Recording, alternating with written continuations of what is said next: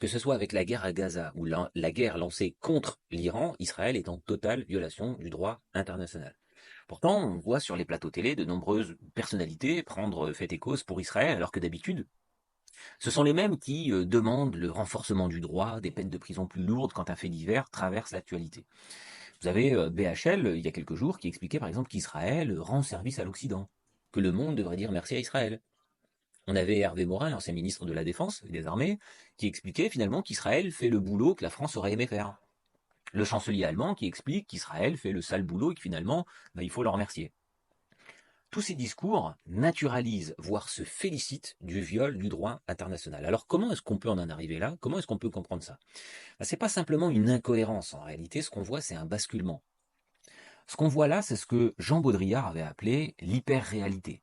L'hyper-réalité, c'est quoi? C'est un monde où les faits, où le réel n'est pas simplement altéré, mais se trouve être remplacé par un récit médiatique spectacle, souvent fictif et figé, totalement imaginaire. Il ne s'agit pas d'une altération de la réalité, comme pouvait le dire Guy Debord, mais d'un remplacement de la réalité par une autre totalement fictive.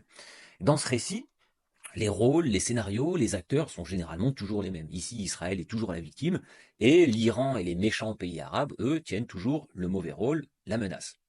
Tout le problème dans cette histoire, c'est que le spectacle a fini par devenir une fin en soi, et que les acteurs aussi bien politiques que médiatiques, qui sont sur les plateaux, n'ont même plus conscience que c'est un spectacle totalement fictif. On en arrive à des situations complètement aberrantes. Il y a quelques jours sur un plateau télé, on discutait de savoir s'il fallait tuer ou non le dirigeant iranien. C'est-à-dire qu'à la télé, on discute normal d'une tentative de meurtre, qui plus est sur un chef d'État.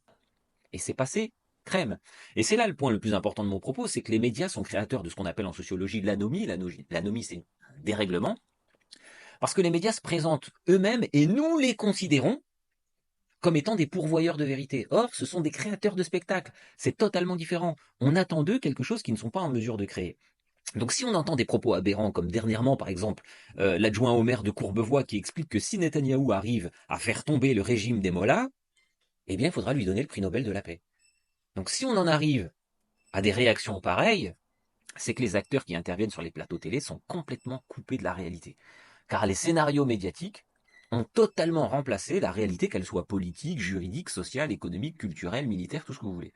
L'intervenant, lui, qui va ramener les choses vers une réalité plus tangible, plus réelle, généralement, on va se retrouver exclu des plateaux télé ou tout simplement très rarement invité.